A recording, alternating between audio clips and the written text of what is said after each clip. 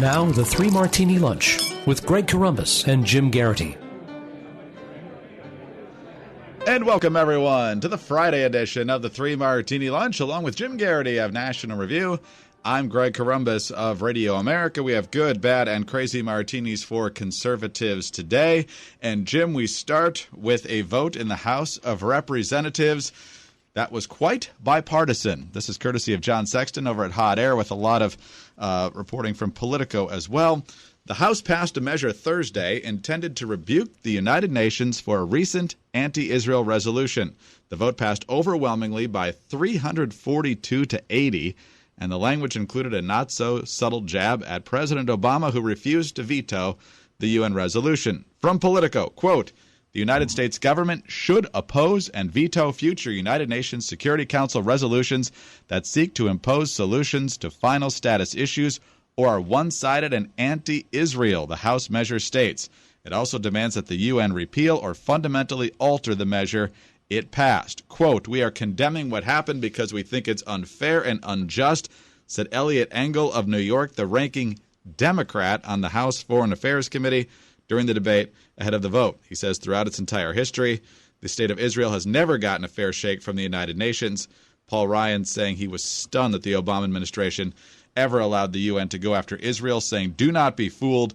This UN Security Council resolution was not about settlements, and it certainly was not about peace. It was about one thing and one thing only, Israel's right to exist as a Jewish democratic state," unquote. So, Jim, with all the fierce partisan battles we're seeing start up here over Obamacare and spending over Planned Parenthood and whatever else is going to be pretty divisive, good to see at least 100 Democrats coming over here and siding with a strong rebuke to the president here. Yeah, I think probably a better indicator of it is just the fact there were only 80 people who wanted to vote against it, something that would be seen as, look, this was inevitably going to be seen as a referendum on the late decision by the Obama administration and John Kerry not to do this. And there was only a couple of them who did that. A lot of people noted it's not like the Democratic bench is deep, but the younger members also did not follow that one, the likes of Anthony Brown of Maryland and folks like that. Folks who want to have a future in the party or are seen as having a future in the party decided, you know what, they just did not want to go down that line. It just felt like whatever your perspective was on the Middle East peace process, this UN resolution was not the right decision. Represented a bridge too far for most mainstream Democrats. And you know what? Good. And so in an era, look, maybe there is the Trump era might be beginning with bipartisanship already, Greg. That would be nice. If you can't agree at least on that, we'd be in real trouble. So good to see us getting off on the right foot with that issue. We'll see if there are others down the line that we'll actually be happy about. Sometimes there is bipartisan agreement, but it's not necessarily something conservatives are excited to see. In this case, it is a good step. So on to the bad martini now. And Jim, one of the things we were really excited about in terms of the Trump cabinet selections was General James Mattis, the retired U.S. Marine Corps general, to be the next Secretary of Defense. He has provided what is sure to be a pretty good catchphrase of ours for some time to come with, "I'm pleading with you with tears in my eyes. If you mess with me, I'll kill you all." That's just good in almost any situation. But there's already a little bit of a rocky honeymoon here, it seems, at least according to reporting from the Washington Post. The honeymoon seems to be ending between retired General James N. Mattis and Donald Trump's transition team amid an increasingly acrimonious dispute over who will get top jobs in the Defense Department and who gets to make those decisions. With only 2 weeks left before Inauguration Day and days before Mattis' Senate confirmation hearing, most major Pentagon civilian positions remain unfilled. Behind the scenes, Mattis has been rejecting large numbers of candidates offered by the transition team for several top posts, according to two sources close to the transition. The dispute over personnel appointments is contributing to a tenser relationship between Mattis and the transition officials, which could set the stage for turf wars between the Pentagon and the White House in the coming Trump administration. Mattis is also pushing for the Trump transition team to allow never-Trump Republicans to serve in the Pentagon, but so far the Trump team is refusing. One position that is a source of tension is Undersecretary of Defense for Intelligence, a powerful post that oversees all Defense Department intelligence agencies, which includes the NSA and the Defense Intelligence Agency. also a big fight over Undersecretary of Defense for Policy. So, Jim, I don't know if General Mattis has busted out that line on the Trump transition officials yet, but they'd probably be wise to give him some elbow room. Indeed. I think it's just general advice for everyone in the world. If General Mattis has tears in his eyes, it's a bit like Bruce Banner and the Hulk. Don't make him angry. You wouldn't like him when he's angry. A couple things that are weird about this story. For starters, like the early announcement from the Trump team was that they were going to make their cabinet selections. And then the job of picking the undersecretaries and staffing beneath them, they were going to leave it to the cabinet secretaries. And it was a bit of a change of pace, but one that seemed to be common sense and to have good potential. You know, if you pick a bad cabinet secretary, then yes, you're in trouble. The bad person will pick other bad people. But if you trust them, then it would seem like it's a formula for, you know, just when a head NFL team hires a head coach and he brings in all of the assistant coaches he's worked with for a long time. There's a chemistry there. Everybody knows each other. Less likely to be friction and things like that. You know, this seemed like a good plan, and it seems to be going awry at the Pentagon. And it seems, which is unnerving, because I think you can say Mattis was one of the most, if not universally applauded, then I think very widely applauded selections of the Trump cabinet. And Flynn is perhaps the one who most Michael Flynn, the National Security Advisor, is the one who I think people are particularly wary of. And the idea that Michael Flynn and Mattis don't see eye to eye, you know, you got to let Mattis make his own decisions. You got to let Mattis have the people he wants. And it sounds like he doesn't like any of the people. Now, I don't know if this means that they're Michael Flynn clones or whether he just doesn't see them as his guys. But you know, there are a lot of times the media has said, "Oh, the Trump transition is in trouble," and you know, they're in disarray, and it's been overstated. This sounds like a genuine problem, and that I don't know whether it's going to require Trump to step in and do something and kind of, you know, sort it out or something like that, or whether this is a job for Priebus or somebody else in the Trump team to kind of sort these sorts of things. Very strong-willed people here, but all in all, you would want the Secretary of Defense to have the people he likes and trusts and looks forward to working with. And I don't know if you want to emulate the team of rivals approach to every branch of the government. No, probably not. And you point out in the Morning Jolt, you cover the Mattis story as well, and even more extensively than Jim Woolsey, who is the former CIA director, was in the Clinton years, but has certainly been pretty hawkish on a lot of things. A lot of Republicans highly respect him. He's resigned now from the transition, basically saying he's never been consulted. And given the amount of chit-chat about intelligence during the past few weeks, the fact that he's not been consulted on much is kind of a head-scratcher, too. Two serious ones that are compared to the usual media hysteria. The usual response, if you put this out here, Greg, is mostly, well, they're not really on board with Trump or something. Well, you know, you think Mattis was the defense secretary pick, so you think that, you know, this is not the usual, oh, well, he's a liberal, or you know, no, Mattis is not, and there were not a lot of CIA directors willing to come out and say, I think I'm behind Trump. And so when you hear that guy come in and say, look, I'm not in the transition anymore, you guys aren't consulting with me, it's more than a little unnerving.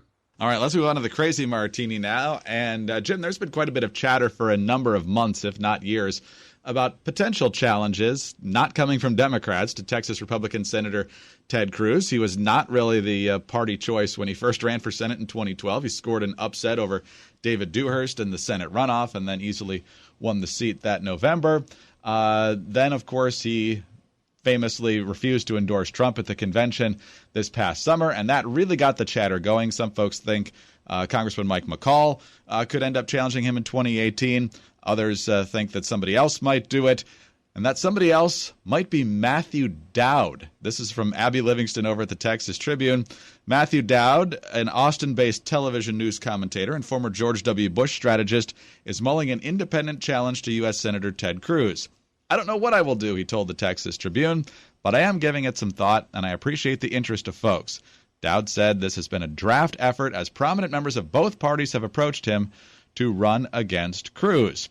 And Dowd is a guy who started off as a Democrat. He worked for Lloyd Bentsen and then Lieutenant Governor Bob Bullock down in Texas, eventually gravitating over to George W. Bush in the late 90s, and then working on both of Bush's presidential campaigns and for the Republican National Committee.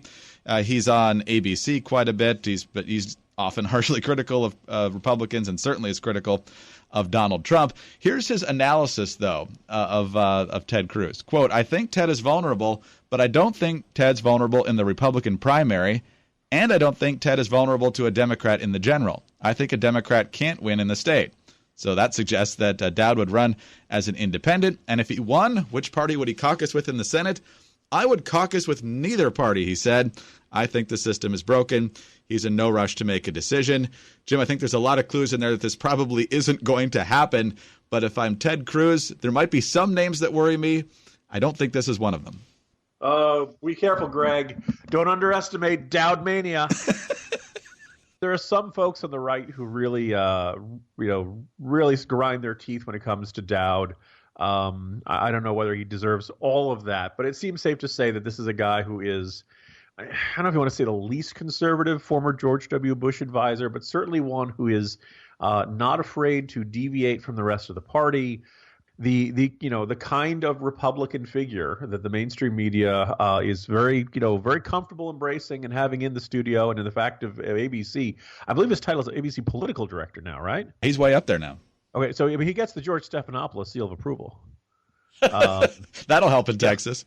Some might say, look, this shows that ABC is balanced. They have the former Clinton advisor Stephanopoulos as their main anchor of their Sunday show, and they've got Dowd as their main analyst. But look, it's really no surprise that Dowd detests Trump.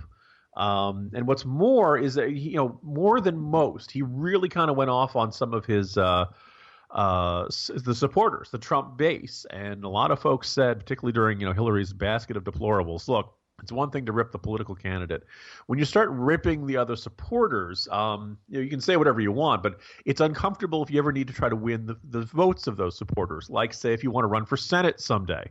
You and I had talked about the possibility of Ted Cruz getting a Senate challenger in this coming cycle. He was, for Trump, then he was against Trump, then he was for Trump, then he was against Trump, then he said vote your conscience, then he was for Trump. That undoubtedly ruffled some feathers and left some Texas Republicans less than fully enamored of him. But all things considered, all the fears that Ted Cruz can have, I don't think he's not waking up in a cold sweat thinking about Matthew Dowd. Fairly safe. And that'd be a lonely caucus for Matthew Dowd, not caucusing with either party. Jim, while a lot of folks are wondering what will happen in the Texas Senate race in 2018, we received a statement via email this morning that a true legend and a true American hero will not be running for re-election in Texas in 2018. Sam Johnson, many people know, has been a member of Congress from Texas, first elected in 1990.